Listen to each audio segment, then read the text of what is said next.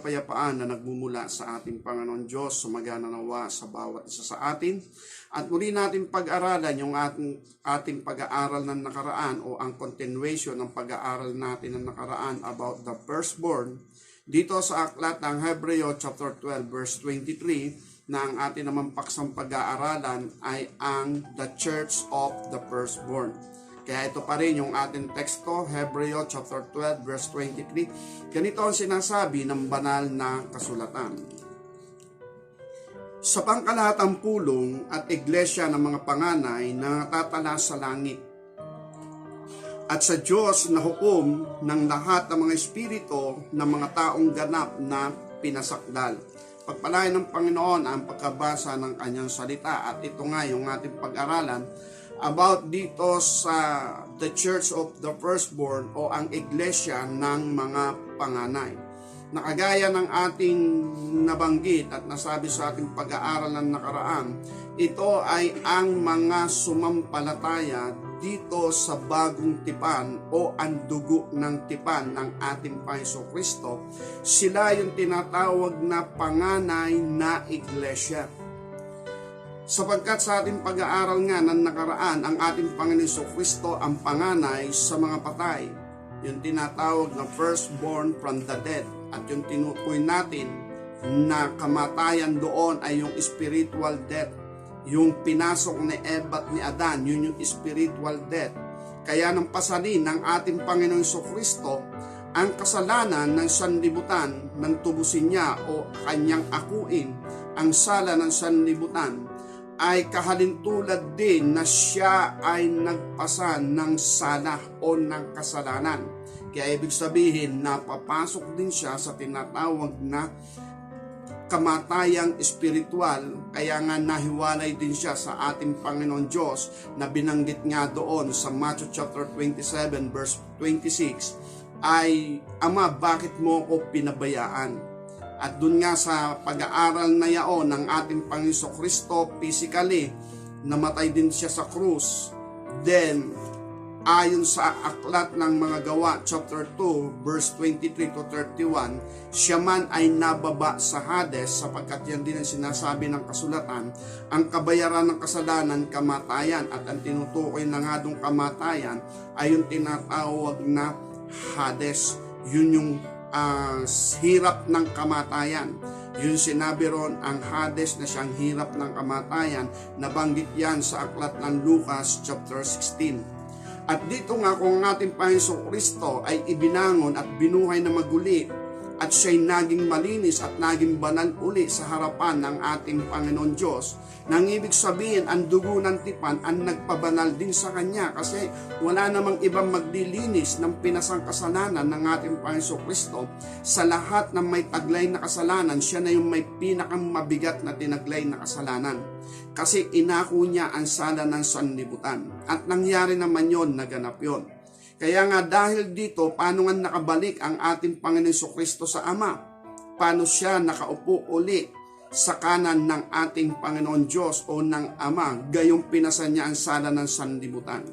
Na ayon naman sa ating pag-aaral, ay nilinis siya ng dugo din ng tipan, yung Hebreo chapter 10 verse 29. Ang dugo ng tipan ang naglinis din sa ating Panginoon at nagpabanal din sa ating Panginoon.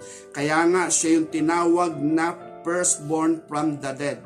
Nang ibig sabihin, siya ang panganay sa mga patay, meron pang mga susunod sa ating Panginoon Kristo na iluluwal at ipanganganak mula doon sa espiritual na kamatayan, sila ay mga bubuhay. Kaya dahil dito, yun nga nabanggit natin sa aklat ng Juan chapter 5 verse 25 na sinasabi roon na maririnig ng lahat ng mga patay ang tinig ng ating Panginoon Kristo o ng anak ng Diyos, at ang bawat makarinig ng tinig ng ating Panginoon ay mga bubuhay, at yun ay spiritual matter. Nang ibig sabihin, tayo kasi meron pa rin tayong kaluluwang may buhay, meron pa rin tayong kaluluwa.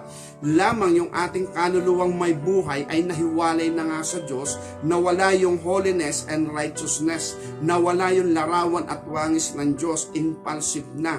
Ibig sabihin, hindi na ito accurate.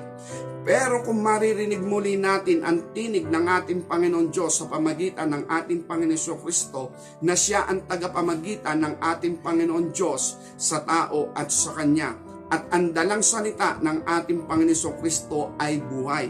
Kaya kung ang salita ng ating Panginoon Kristo ang ating pangahawakan, ang ating pakikinggan, aakayin niya tayo sa liwanag, aakayin niya tayo sa katotohanan, hanggang sa akayin niya tayo sa pakikipagkasundo dito sa dugo ng tipan. At kung magkagayon na magkasundo nga tayo ng ating Panginoon Kristo sa dugo ng tipan, ibig sabihin ay ating natanggap yung katubusan. Yan din kasi ang pangyayari noon na aking katanungan nung bata pa, kung talagang tayo tinubos, dapat sana ay wala nang mandaraya, wala nang sinungaling.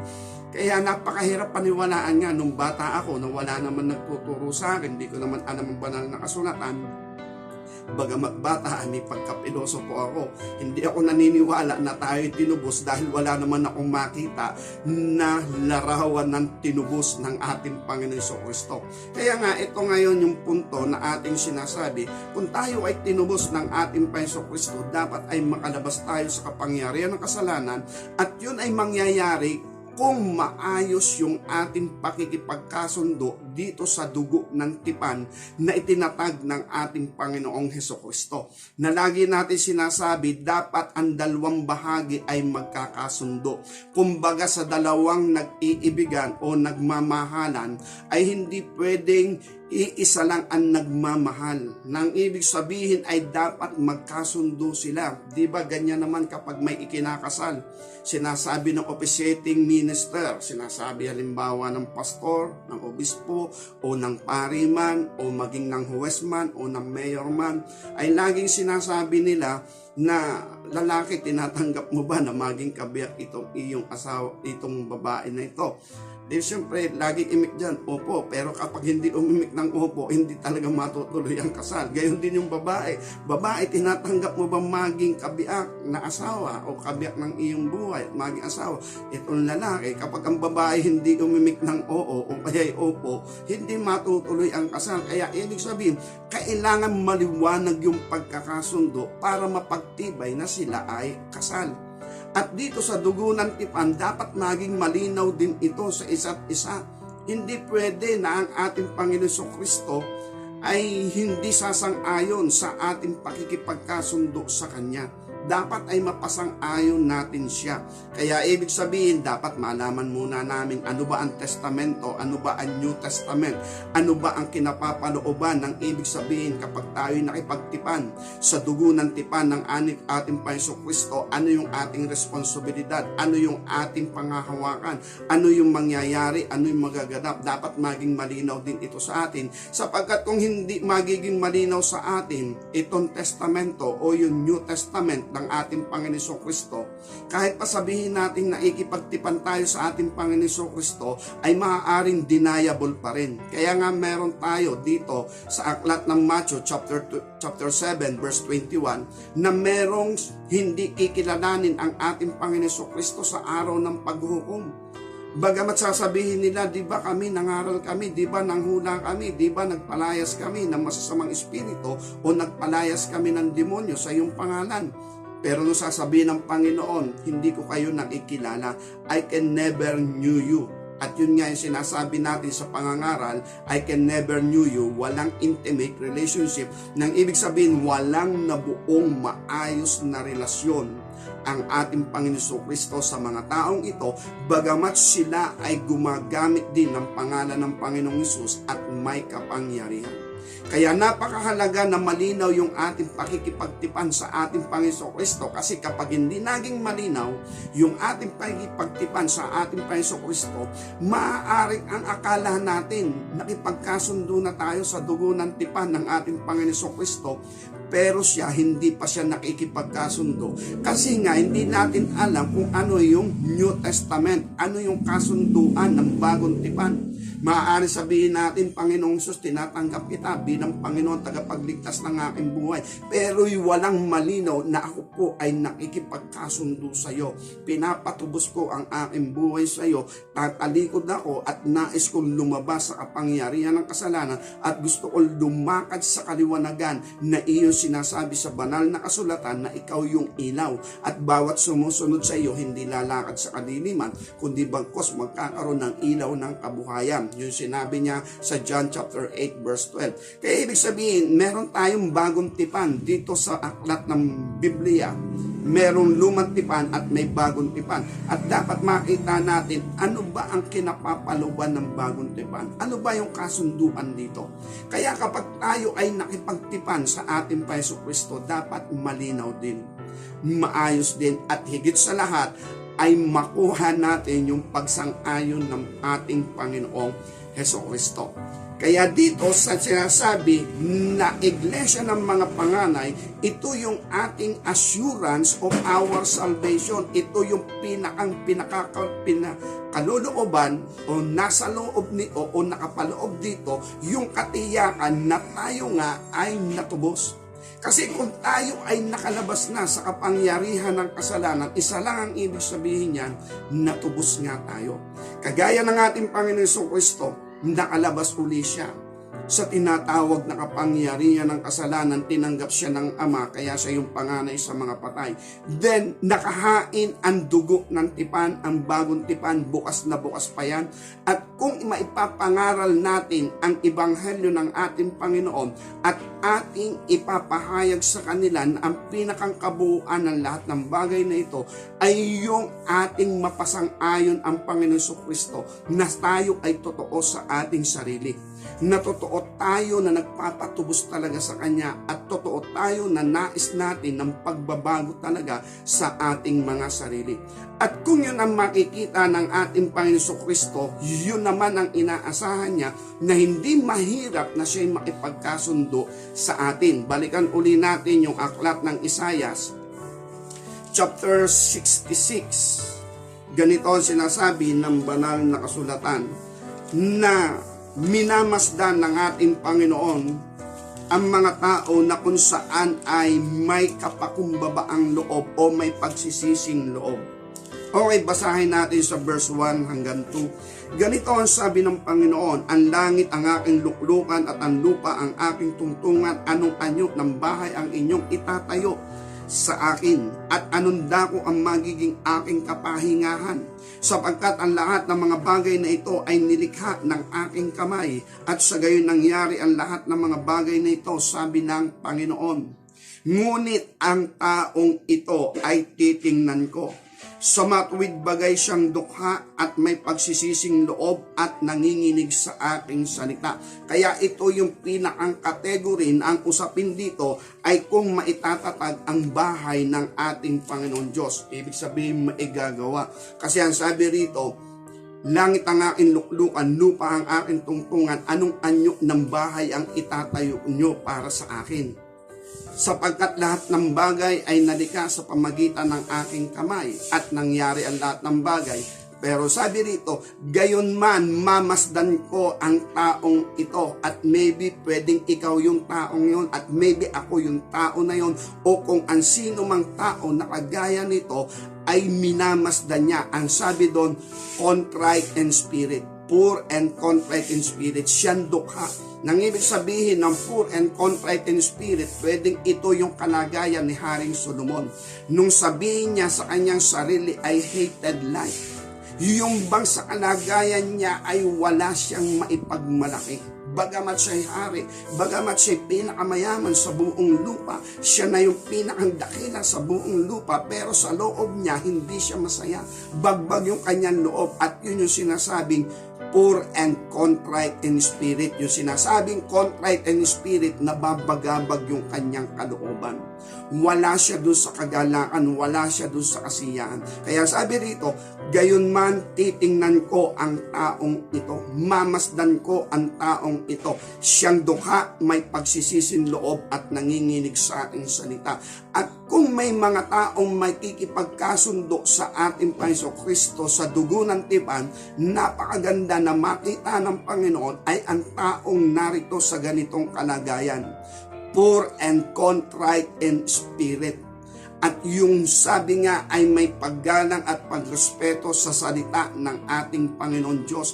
Tremble upon my word. Nanginginig daw sa kanyang salita. Hindi naman ibig sabihin takot na takot. Ang ibig sabihin ay natataan na gumagalang rumerespeto sa kanyang salita. Ang salita ng Panginoon Diyos sa kanya'y kagalang-galang at hindi niya magawa na ito ay tapakan o baliwalain.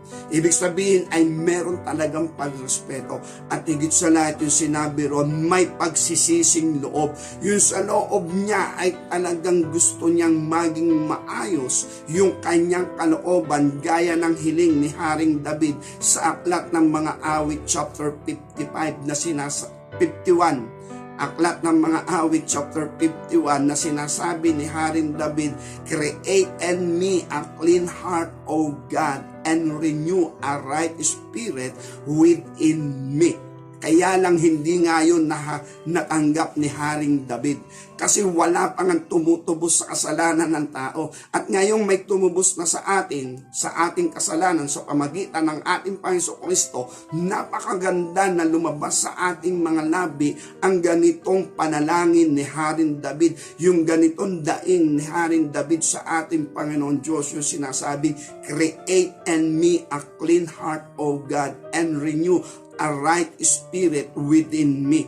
Ganito rin yung sinasabi ng Isaiah chapter 66 verse 2. Gayon may titingnan ko ang taong ito.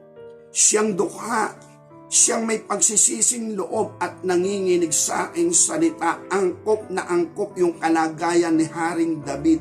Bagamat hari din si Haring David, dakila, makapangyarihan sa kanyang panahon, higit sa lahat mayaman din siya. Di lang kagaya ni Haring Solomon.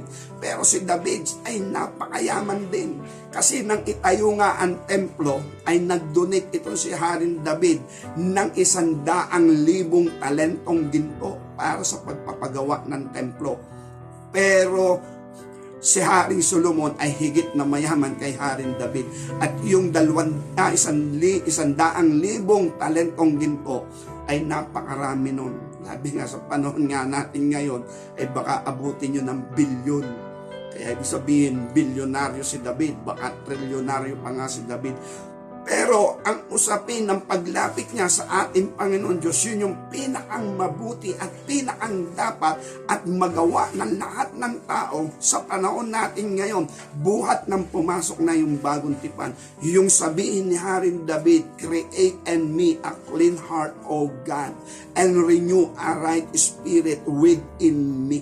Kaya ibig sabihin, kung ang tao ay kagaya ni Haring David, kagaya nito na mamasdan ng ating Panginoon, dukha, may pagsisising loob at nanginginig sa kanyang salita, ay aking masasabi 100% magkakasundo sila ng ating Panginoon Kristo dito sa bagong tipan at sa dugo ng tipan.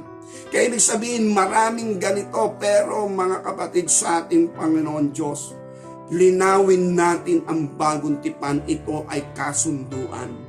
Yung 2 Corinthians chapter 5 verse 17 to 21, sino mang nakikipagkaisa kay Kristo, bago ng nilalang. Ito'y usapin ng kasunduan. Hindi lang yung namulat tayo na tayo'y naniwala, nanampalataya, inaccept natin ang ating Panginoon Jesucristo na hindi natin naiintindihan kung ano ba yung pinapasok natin.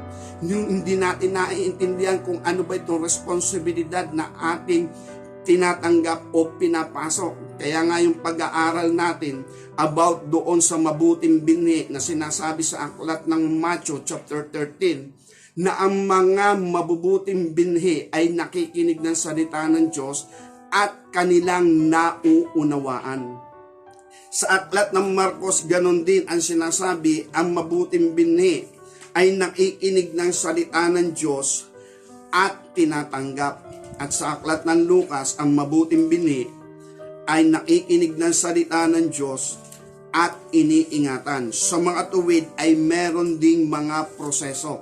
At doon sa mga proseso na yon, lalo na sa pagtanggap natin sa ating Panginoon Kristo, pag tinanggap natin ang Panginoon Kristo, dapat malinis muna yung ating budhi. At kung magiging malinis ang ating budhi, paano magiging malinis? Dapat yung pagsisisi natin totoo. Na talagang tayo ay ayaw ng liko, ayaw natin ng kasalanan at tayo ay nagsisisi at wala na tayong planong bumalik doon. Kagaya sinasabi ni Haring David, ang gusto niya transformation dahil alam niya sa tiyan pa lang ng kanyang ina ipinaglinas sa kasalanan. Hanggang kailan siya magsisisi, hanggang kailan siya hingi ng tawad sa Diyos. Ang kailangan niya kalayaan, transformation. Kaya lang wala pang tumutubo sa kasalanan. Kung sa panahon natin ngayon ay magkakaroon tayo ng damdamin na kagaya ni Haring David, akmang-akma tayo ngayon dito sa tinatawag na bagong tipan, na kung saan ang kailangan talaga natin yung pagsisisin loob na maging malinis yung ating puso, yung ating budhi sa pamagitan ng pakikipagkasundo sa ating Panginoong Hesus at pagsisisi ng ating kasalanan. Kasi paano natin matatanggap ang Panginoong Kristo? Sabihin man natin, Panginoong Hesus, tinatanggap kita bilang Panginoon tagapagligtas ng aking buhay. Manahan ka sa loob ko. Pero yung loob naman natin ang dumi. Walang totoong pagsisisi, na andun pa rin talaga yung karumihan. Kahit pa na sabihin natin, Panginoon, bukas ang puso ko, pumasok ka dito, manahan ka dito, pero hindi naman natin nililinis ang ating kalooban sa pamagitan ng katubusan ginawa na ng ating Panginoon Kristo. Yung kalooban natin, andyan pa rin yung puot, andyan pa rin yung kapanagilian, andyan pa rin yung kahalayan, andyan pa rin yung paghiganti, andyan pa rin yung mga tinatawag na kasalanang hindi nakikita ng tao. Tapos aanyayahan natin ang Panginoon Kristo, manahan sa loob natin, sa loob ng ating puso, hindi siya titira dyan. At ito nga ang nakikita natin, marami ang nagsasabi na ang ating Panginoon Kristo nananahan na sa kanilang kalooban, but actually yung kalooban nila nananatiling marumi. Kaya dahil dito ating linawin kung ano ang ating magiging tugon. Ang Panginoong Hesus ba, titira ba siya sa anumang bagay na lugar na marumi? Kaya nga merong katubusan, merong tinatawag na redemption. Kung si Haring David hindi niya natanggap yun, yung create and me a clean heart, O God. Pero pasok siya sa biyaya ng ating Panginoon. Ibig sabihin, baka mag-isip tayo, si Haring David pala hindi ligtas. Hindi naman. Ang ating Panginoong Hesus, sabi nga niya sa Matthew chapter 11, verse 12, ang kautusan at ang mga propeta nananatili hanggang kay Juan Bautista. Mula noon, ang kaharian ng langit nagbabata na ng karasan. Ang ginawang katubusan ng ating Panginoong Kristo, covered niya si Adan at si Eva. Hanggang dun kay Juan Bautista. At lahat ng tumiwala sa ating Panginoon Diyos, pasok yun sa biyaya ng ating Panginoon. Kaya dahil dito, si Haring David, hinahangad lang niya yung in the future. Gusto niya yung tinatawag na transformation talaga ng pagkatao. Yung tinatawag na total deliverance mula sa kapangyarihang kasalanan, o yung tinatawag na na-restore talaga yung kanyang pagkatao mula doon sa pagkakasalang ginawa ni Eva at ni Adan. Hindi nga niya yun natanggap. Pero siya pa rin ay kadugod-dugod sa harapan ng ating Panginoon. Bakit si Haring David, madaanan natin, daluyan pa rin siya ng kapangyarihan, katwiran at hiwaga ng Panginoon. Ang templong banal na itinayo ni Haring Solomon, ang disenyo noon ay mula kay Haring David. At mula kay Haring David, ipinahayag ng ating Panginoon Diyos yung kaayusan ng templo. Parang siya ngayon yung pinakang architect. Siya yung pinakang master plan noong, bagamat ang Diyos yung may master plan, pero ibinigay kay Haring David yung buong disenyo ng templo. at ibinigay niya yung kay Haring Solomon at sinunod naman yun ni Haring Solomon. Kaya ibig sabihin, meron pa rin silang communication ng ating Panginoon at nagpapatuloy yung kaluguran ni Haring David sa ating Panginoon Diyos. Lamang yung usapin dito na tinatawag na new creation, or else eto na nga yung panganay sa iglesia ng mga panganay. Nang ibig sabihin, hindi nga siya nakasama doon kasi yun ay para lang talaga sa bagong tipan. Okay, kaya dahil dito, sa kalinisan ng puso natin, dyan mananahan ng Panginoong Hesus. Kaya ibig sabihin, magiging malinis lang ang ating budi kapag tayo'y nakipagkasundo dito sa dugo ng tipan. Kaya kahanggat hindi malinaw sa atin ang pakikipagkasundo sa dugo ng tipan at hindi natin maabot yon, merong problema. At ang problema nga ay yun, yung Matthew chapter 7. Verse 21, ang akala nila sa ating Panginoon Jesucristo na sila, ang akala nila sa ating Panginoon Diyos na sila, pero pagdating ng paghuhukom, hindi pala sila pasok sa biyaya ng Panginoon. At ang sinabi doon, kayong manggagawa ng katampanasanan. Kaya ingat tayo bilang mga mangangaral. Dapat tayong mga mangangaral ay angkop sa kalooban ng ating Panginoon Diyos at walang maisusumbat sa atin na tayo'y manggagawa din ng katampanasanan. Kasi itong mga ito ay gumamit ng pangalan ng ating Panginoon Jesucristo. Kaya ito yung kanilang pangangatwiran sa ating Panginoong Hesus. Matthew chapter 7 verse 21, sapagkat hindi lahat na nagsasabi sa akin, Panginoon, Panginoon, ay papasok sa kaharian ng langit, kundi ang gumaganap sa kalooban ng aking Ama na nasa langit. Marami ang mga nagsasabi sa akin sa araw na iyon, Panginoon, Panginoon, hindi baga nagsipanghula kami sa iyong pangalan at sa pangalan mo'y nagpanayas kami ng mga demonyo at sa pangalan mo'y nagsigawa kami ng maraming gawang makapangyarihan. Kung magkagayoy ipapahayag ko sa kanila, kailan may hindi ko kayo nakikilala. Magsilayo kayo sa akin, kayong manggagawa ng katampalasanan. Kaya't ang bawat dumirinig ng aking mga salitang ito at ginaganap, matutulad sa isang taong matalino na itinayo kanyang bahay sa ibabaw ng bato. Ibig sabihin, hindi ibig sabihin na nagagamit natin ang pangalan ng Panginoon Jesucristo at may kapangyarihan sa pangalan ng ating Panginoon Jesucristo, kinikilala na tayo ng ating Panginoong Hesus, na papasok na tayo sa kanyang biyaya. Hindi pa rin. Dapat ngayon pa lang linawin na natin yung usapin ng pakikipagkasundo sa dugo ng tipan. Kung tayo ay magkakaroon ng direct communication sa ating Panginoon or else yung intimate relationship na sinasabi nga, ang Panginoong Hesus ang ilaw ng sanlibutan at ang lumalakad sumusunod sa Kanya ay magkakaroon ng ilaw ng kabuhayan. At yun nga yung sinabi natin ng mga nakaraan na sinabi ni Apostol Pablo sa 2 Corinthians chapter 4 verse 6. Sinabi na nga ng ating Panginoon Diyos, magliwanag ang ilaw sa kadiliman gaya ng liwanag na nagniningning sa aming mga puso. Nang ibig sabihin, tayo ay na-impart ng liwanag ng Panginoon at yung liwanag ng Panginoon ay nagliliwanag na sa ating puso. Nang ibig sabihin, yung ating kalooban, yung ating budi, yung ating puso, nilinis na ng dugo ng ating Panginoong Hesus at yan ay nagliliwanag. At kung sakaling anyayahan na nga natin ng Panginoon, maipagtipan na tayo sa Kanya, sabihin natin, Panginoong Hesus, tinatanggap kita bilang Panginoon tagapagligtas ng aking buhay. Yes, totoo na yon. Nang ibig sabihin, nung palang makipagkasundo at humingi na tayo ng kalinisan sa Kanya, sa loob natin nananahan na nga ang ating Panginoon Jesucristo. Kaya napakahalaga yung usapin ng pakikipagkasundo at pakikipagtipan. Okay, balik tayo. Daanan ulit muna natin itong mga gumagamit sa pangalan ng ating Panginoon Jesucristo. Sa aklat ng Lucas chapter 10, ganito ang sabi ng Panginoong Hesus sa mga alagad.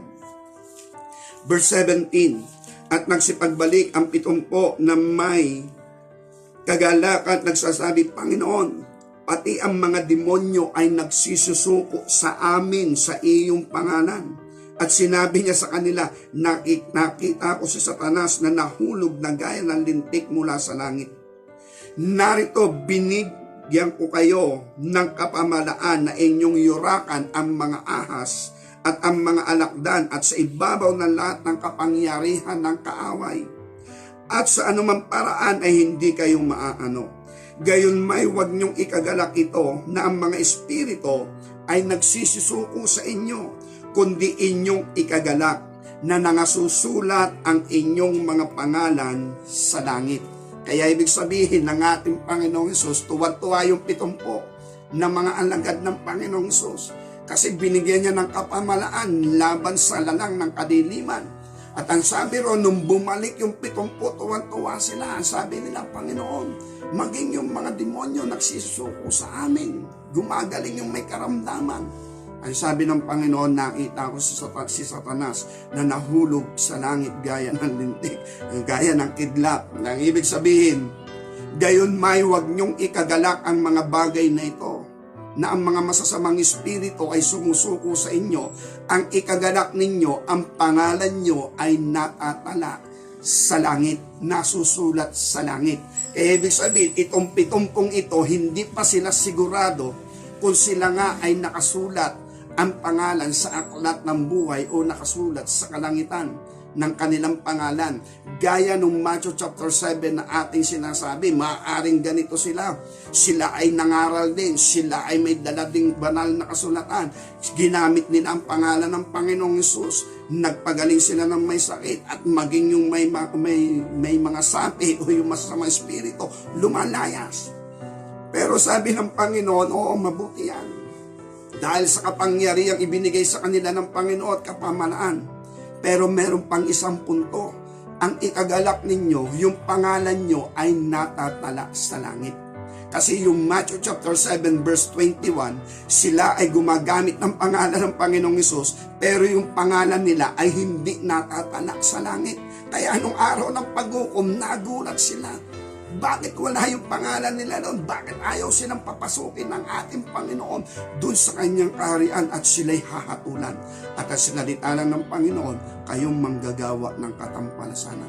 Kasi yung mga tinubos ng ating Panginoon, walang maisusumbat ang ating Panginoon Diyos, ang ating Panginoong Hesus, na sila'y manggagawa pa rin ng katampalasanan. Hindi na, wala na. Sila ay kagaya ng ating Panginoong Hesus na dumaan sa dugo ng tipan at sumang-ayon ang Panginoong Hesus na ang mga taong ito ay totoo.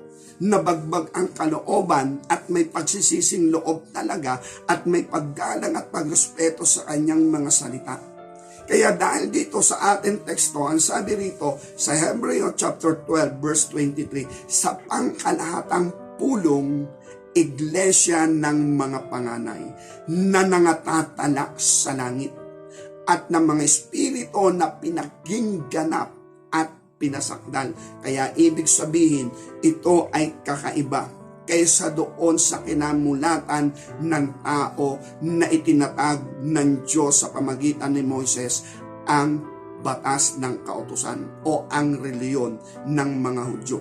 Kaya nga ang pinakang layunin ng pagtubos ng Panginoon o pangako ng katubusan sa mga Hudyo talaga, nang ibig sabihin kulang yung batas ng kautusan. Kinakailangan maging ganap yung batas ng kautusan at magiging ganap yon sa pamagitan nga ng redemption. Kaya ang katubusan, hindi yan ginawa ng ating Panginoon Diyos para sa mga hintil, hindi, para sa Israel yan. Para yan sa mga Hudyo. At ang hari nga ng mga Hudyo ay ang ating Panginoon Jesucristo. Kaya kinakailangan dapat humakbang pa sila na yung paghakbang nila na usapin na ng katubusan, ito'y higit sa kautusan ng Diyos na ibinigay kay Moises para sa Israel at para sa mga Hudyo.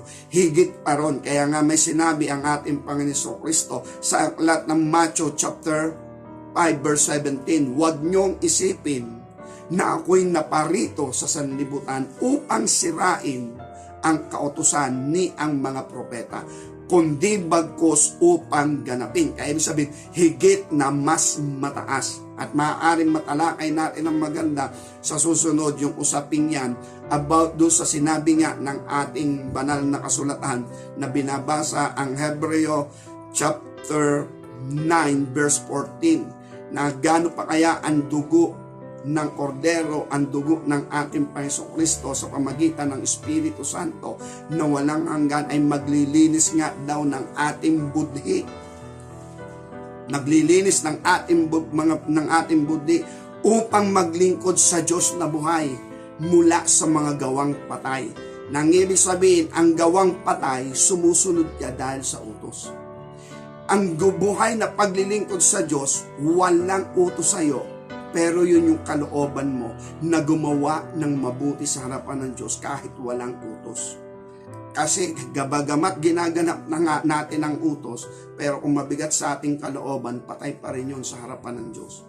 Pero kung tayo ay nakapaloob sa law of Moses, walang problema doon. Pero ang nais ng Diyos mula sa ating kalooban, ito yung ating lifestyle, ito talaga yung laman ng ating puso, yung gumawa ng mabuti at nakalulugod sa Diyos, yung gumawa ng mabuti sa ating kapwa, at higit sa lahat, lumakad ng may kaayusan sa ibabaw ng lupa, at yung batas nga ay hindi na nga kailangan. Nang ibig sabihin, ang batas inilalagay daw kasi doon sa mga manggugulo, sa mga suwail. Kung hindi na tayo suwail, hindi na tayo manggugulo, ang gusto natin kaayusan, anong batas ang ilalagay sa atin? At kung saan lagyan tayo ng batas, ay masasabi ko, eto na lang ang pinakang batas. Yung pinag-aralan natin, ang buong kautusan mauuwi sa isa. Iibigin mo yung kapwa gaya ng yung sarili, at hindi mo naman yung magagawa kung hindi ka makikipagkasundo dito sa dugo ng tipan ng ating Panginoong Kristo. Kailanman din natin yung magagawa. Maaaring magawa natin pakitang tao, ay kung pakitang tao, mapapabilang tayo doon sa Matthew chapter 7 verse 21. Na ibig sabihin sa loob natin ay merong mga katampalasanan. Nang ibig sabihin may ibang motibo. Okay, mahaba tayo ng haba, pero balikan na lang po muna natin yung sinasabing malinis na kalooban. Kaya dahil dito, kung tayo ay panganay na iglesia, ibig sabihin yung dinaanan ng ating Panginoong Hesus, yun din ang ating dinaanan, ang dugo ng tipan. Nakipagkasundok din tayo sa dugo ng tipan, at ang dugo ng tipan ang naglinis ng ating buti. Kaya dahil doon, kung ito yung naglinis sa atin, katanggap-tanggap tayo sa Diyos kung sumang-ayon sa atin ang ating Panginoon. At tayo ang makakaalam niyan. Yung buka ng ating labi at yung image natin, yung kilos at galaw natin, ay mapapatunayan din natin sa ating sarili. Hindi naman ako dating ganito.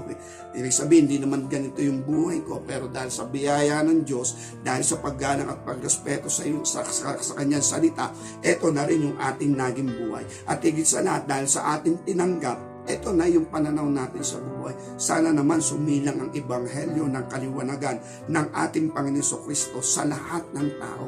Wala na tayong itatangi. Kaya nga pati sabi nga ng ating Panginoong Hesus, pati nga yung inyong mga kaaway, iibigin ninyo. Nung unang panahon daw, di kaputan mo yung kaaway mo. Pero kung tumanggap ka ng biyaya at kapatawaran mula sa ating Panginoon, wala ka ng kaaway. Kung may umaaway man sa iyo, ang masasabi mo na lamang, Lord, pagpalain po sila, kahabagan, sumilang ang buong katotohanan. Hindi kasi nila alam ang kanilang ginagawa. Yan ang sinabi ng ating Panginoong Hesus sa mga tumampalasan sa Kanya. Kaya nga yung sinabi ng Hebreo chapter 10 verse 29, ganong bigat ang parusa sa mga umalipusta sa ating Panginoong Kristo. Mabigat talaga yun. Pero anong sabi ng Panginoong Hesus na nakapao na sa krus? Ama, huwag mo pong ibibilang sa kanila ang kasamaang ito o ang kasalanang ito. Huwag mo pong ibibilang sa kanila. Hindi po nila alam ang kanilang ginagawa. Kaya yung bigat ng parusa doon sa mga umalipusta sa ating Panginoon Kristo, hindi mapapalagay sa kanila yon sapagkat umapila ang ating Panginoon na mabigat ang hatol ng ating Panginoon Diyos pagdating ng panahon sa mga umalipusta sa ating Panginoon Kristo. Pero ano sabi ng Panginoong Hesus? Ama, huwag mo pong ibibilang ang kasamaang ito. Ang babayaran na lang nila ay yung kanilang mga pagiging sumail, yung pagiging ganon nila na ugali, pero yung kasamaang ito na ako'y hinamak, inalipusta, huwag nyo na pong ibibilang dahil hindi naman po nila alam ang kanilang ginagawa. Ibig sabihin, kung ganon ang laman ng puso ng Panginoong Hesus, ang bawat tinubos at bawat nagpatubos at bawat pangalang natatala sa kalangitan, yun na rin ang kanilang pananaw. Naunawaan nila, pasensya, hindi naman alam ang ginagawa. Kumbaga sa atin, yung mga anak natin at the age of 5 years old, laging pasensya, di ba? Kasi di naman nila alam ang kanilang ginagawa. Bagamat tinuturuan natin, minsan dinidisiplina natin, pero yung disiplinang tama lang, tinatapik natin ng kamay. Oh, bad yun ha, huwag mo nang ulitin. Pero ano man yung kanilang mga kamalian, pagkakasala na gagawa, wala yun. Kasi di naman nila alam ang kanilang ginagawa at hindi nila sinasadya. No? Madaanan lang natin. Siyempre, may anak din ako, anak namin ni Mrs. Nung bata pa yan, nabasag yung gitara. Sabi ko, anak, wag, hindi ito laruan. Hindi, ingat, baka mabasag. Hindi, na nga. Nung matapos gamitin, isinabit niya uli doon sa pako. Ang akala siguro niya, nakasabit na, nahulog ngayon. Basag. Mapapano ko ba yun? Natural, hindi. Kasi di naman niya sinasadya eh. Ganun lang naman yun. Pero kapag sinungaling, at alam mo nagsisinungaling, binalaan mo na, yun, napapalo ko sa kamay, minsan napapalo ko sa... Hindi dapat ginagawa yan. Kasi sinasadya na niya yung pagsisinungaling. Kaya balik din tayo.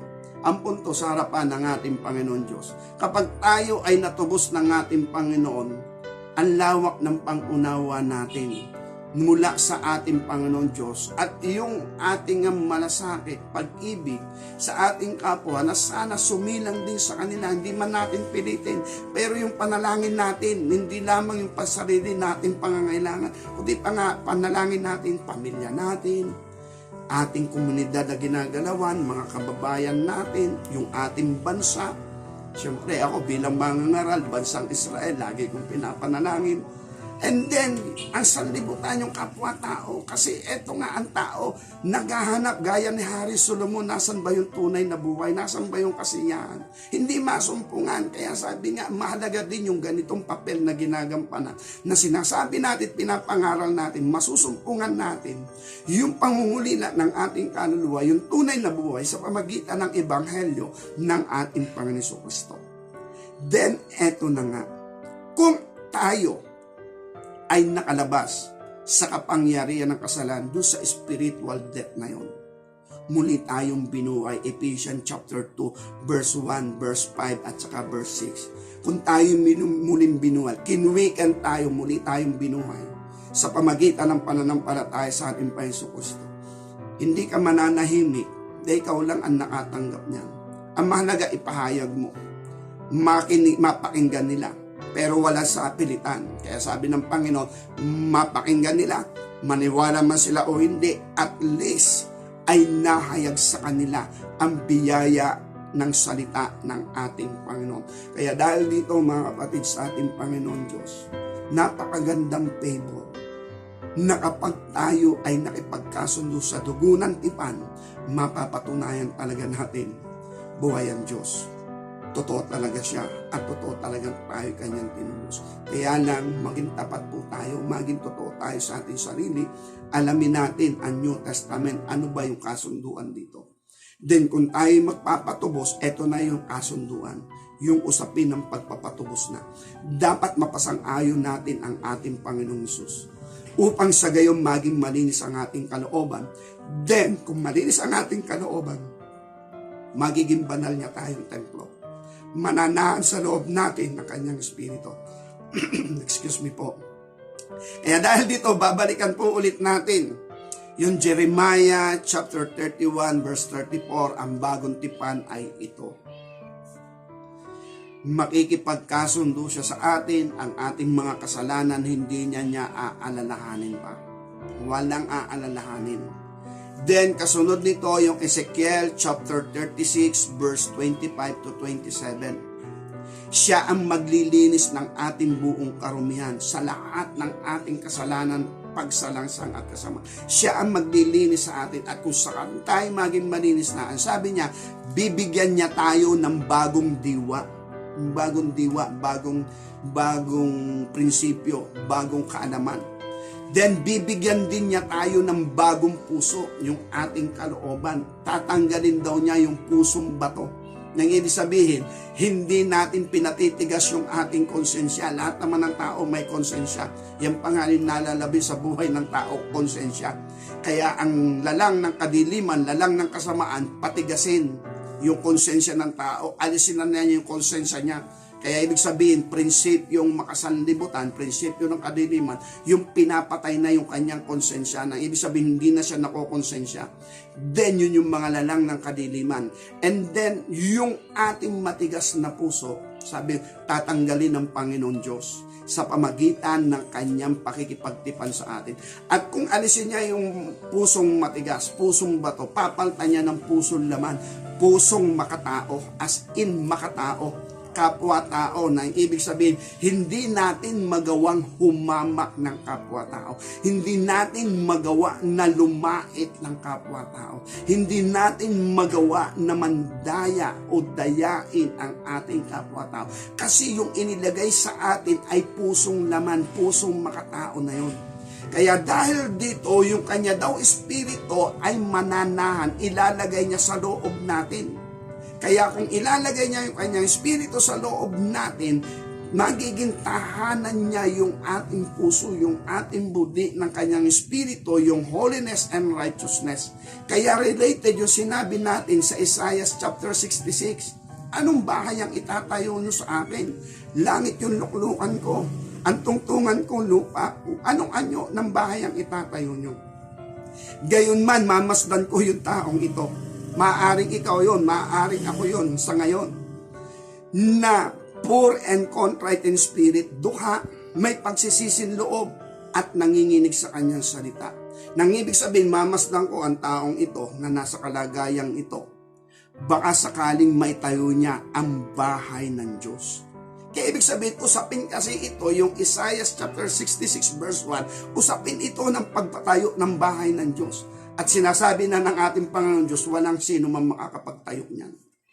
Dahil yung ating luklukan, langit, din yung tungtungan ng paa ko, lupa. Ngayon, anong bahay ang itatayo sa akin? Kaya sabi, imposible at walang makakagawa. Pero sabi naman ng Panginoon Diyos, gayon man, ang taong ito, titingnan ko siya. Kung may tatayo niya, wala naman nakalagay sa banal na kasulatan, pero yun ang interpretation doon. Gayon man, ang taong ito, mamasdan ko, siyang duka, may pagsisisin loob, nanginginig sa aking salita, na ang taong ito, pagdating ng panahon, andito na yung bagong tipan. Ang taong ito, na may pagsisisin loob at nanginginig sa aking salita, at bagbag yung kanyang kalooban, contrite in spirit, kung siya'y makikipagtipan sa akin, later on, magiging tahanan ko siya. At kung magiging tahanan ko siya, nagawa niya ngayon na magkaroon ng bahay ang Espiritu ng Diyos. Pero yun ay individual, doon sa loob na ng ating budi. At yan yung sinasabi ng banal na kasulatan.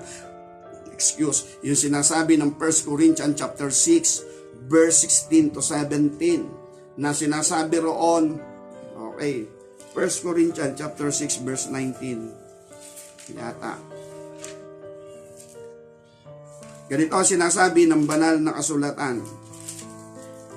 Verse 19, hindi ba ganyo nalalaman na ang inyong katawan ay templo ng Espiritu Santo na nasa inyo na tinanggap nyo sa Diyos, hindi kayo sa inyong sarili, sapagkat kayo'y binili sa halaga, luwalhatiin nga ninyo ng inyong katawan ang Diyos. Kaya ibig sabihin, nangyari yung plano ng ating Panginoon, bagamat imposible, pero ang banal na kasulatan, makikita natin, possible, kung may paggalang at pagrespeto tayo sa salita ng Diyos. Pero kung wala nga, gaya ng ating pangangaral, alam natin ang mabuti at ang masama. Kaya ibig sabihin, doon pa lang sa usapin yon, dapat ko bang igalang ang salita ng Diyos o hindi? Alam natin ang mabuti at masama, nasa sa atin yon. Para din yan, dapat ko bang igalang ang magulang ko o hindi? Kailangan pa bang itanong yon? Pero kung tayo ay papanig sa katotohanan, di tayo padadala sa emosyon ng ating puso at sa ating kaisipan, dahil tayo'y galit, dahil tayo'y tampo, hindi natin ginagalang yung mga magulang natin, dahil yung mga panalangin natin patungkol sa mga kalayawan, di nang pinakikinggan ng Diyos, di minsan wala na rin tayong paggalang sa salita ng Diyos. Pero kung naandun tayo sa paggalang sa salita ng ating Panginoon, step by step aakayin tayo ng ating Panginoon, at sa pag-aakay sa atin ng ating Panginoon, doon mangyayari na yung kanyang mga plano, layunin, nangyayari, nagaganap. Then, kung tayo maging banal na templo ng Panginoon, tayo ang saserdote dyan na nagbabantay. Katiwala tayo dyan ng ating Panginoon. Kaya sabi nga, dyan papasok yung royal priesthood na 1 Peter chapter 2 verse 9, kayo ay mga lahing hirang. Dahil ikaw ay tinatalaga ng ating Panginoon Diyos na maging saserdote niya na iyong babantayan ang templong banal, at ang templong banal na yan, yan yung ating malinis na budi. Tayo ang magbabantay dyan. Hahaba po tayo ng hahaba. Sabi nga ay hindi natin talaga kaya na ipahayag na lubos. Pero pansamantala mga kapatid sa ating Panginoon, kung tayo ay mapapasok dito sa iglesia ng mga panganay, yan yung bagong tipan. Ang ibig sabihin niyan, quicken tayo. At tayo ay pinagtibay sa dugo ng ating Panginoong Hesus. Nakalabas tayo sa kapangyarihan ng kasalanan. Ang ibig sabihin, nakalabas tayo doon sa spiritual death. Muli tayong binuhay doon. Then eto ngayon, tayo ngayon ay binigyang karapatang maging anak ng Diyos. Then walang maisusumbat ang ating Panginoong Hesus na tayo'y manggagawa ng katampalasanan. Higit sa lahat, alam natin saserdote tayo. Sa pang-araw-araw ng buhay natin, saserdote tayo na nagbabantay sa templo ng ating Panginoon Diyos. Lahat ng pumapasok sa ating isipan bilang saserdote ng ating Panginoon, tayo yung nagbabantay dyan. Bilang saserdote ng ating Panginoon, lahat ng pumapasok at lumalabas sa ating puso, tayo ang nagbabantay diyan. At dahil doon, napapatunayan natin, ito ay dahil sa dugo ng tipan, hindi dahil sa ating sarili. Harinawa po ay maunawaan po natin at nauunawaan po natin kung anong ibig sabihin ng Church of the Firstborn. Ito po yung mga taong nakalabas sa kapangyarihan ng kasalanan at mula sa kamatayang espiritual, binuhay silang muli ng ating Panginoon, na-quicken sila. And then, sila ngayon ay tinatawag na anak ng Diyos at karapat dapat tawaging anak ng Diyos at walang maisusumbat na katampalasanan sa kanila. At higit sa lahat, yun nga sa loob talaga natin. Alam natin bilang saserdote, binabantayan natin ito dahil nasa loob natin yung holiness and righteousness, and then totoo yung sinasabi ng banal na kasulatan. Kasi nga, para ba napakahirap paniwalaan ng banal na kasulatan kung paano papatunayang gaano katotoo. Pero ito yung aking iiwan, ayusin po natin yung tipanan, yung kasunduan. Baka kasi iniisip ng marami, kahit ng mga mangangaral, iniisip niya ayos na siya, pero siya sa atin po natin yung ating kasunduan.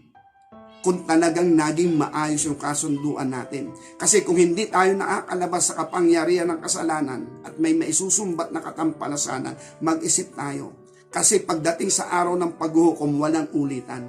Kaya nga, ang sabi lang ng Panginoon, magsalita ka, sa maniwala sila sa hindi, sa tatanggapin man nila sa hindi, basta ikay magsalita. Nang ibig sabihin noon, wala silang maisusumbat o wala silang mairereklamo sa paghukom sapagkat may lumabas na katotohanan na hindi nila tinanggap. Kaya habang tayo naririto, makipagkaayos tayong mabuti dito sa dugo ng tipan. Sapagkat kapag hindi tayo naging maayos dito, imposible yung 1 John 3:9. Walang nangangaral niya ng may katotohanan, ng may kabuuan, kasi hindi nga nila mapatunayan. Okay, pansamantala, para wag na po tayo bumaba pa. Marami pa rin naman panahon para sa ating pangangaral, pero itong ating may tatagubilin. Sabi nga, lumapit tayo sa Diyos, manalangin tayo sa Kanya, iharap natin ang ating sarili, may kapakumbabaan, gaya na sinasabi ng Romans chapter 12, verse 1 and 2. Iharap natin lagi ang ating sarili na may kapakumbabaan. And then, ang ating Panginoon na nakita na tayo ay totoo sa ganong kalagayan, siya yung mangungusap sa atin, siya yung magpapakahayag sa atin. Okay, pansamantala, ito po yung pinakamensahe sa atin ng ating Panginoon na tayo'y maging isa. sa iglesia ng mga panganay. At ito yung mga nakwiken. Ito yung nakaranas muli ng holiness and righteousness ng ating Panginoon Diyos na nakwiken sila sa kalagayan ni Eva at ni Adan. Nakalabas sila doon sa kapangyarihan ng kasalanan. Bagay na hindi nangyari doon sa lumang tipan kasi kautusan lang yun. Mangyayari lang ito sa bagong tipan kaya sila ay sinasabing mga panganay. Kaya ibig sabihin, panganay tayo kaysa kay David, panganay tayo kaysa kay Haring Solomon kasi nagagampanan natin yung mahalagang papel na ginampanan ng ating Panginoon Jesucristo, bagay na hindi nila nagampanan na gaya ng puso ni Haring David. Banggitin na rin na po natin. Sabi nga yung puso ni Haring David, pag ginawa mo ito sa akin, Panginoon, binago mo yung aking puso, nilikha mo. Tapos yung espiritu ay nananaan sa loob ko.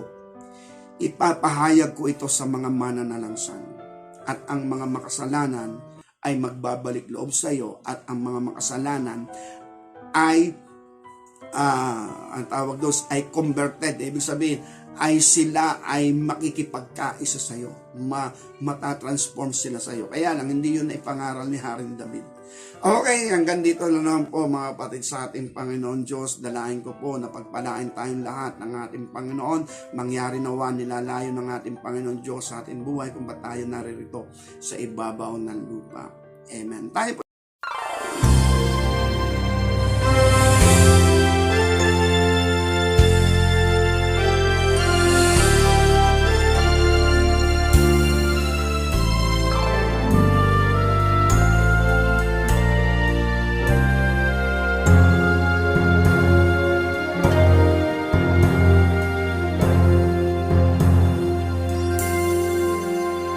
If my people humble themselves and pray, if they seek my face and humble themselves and turn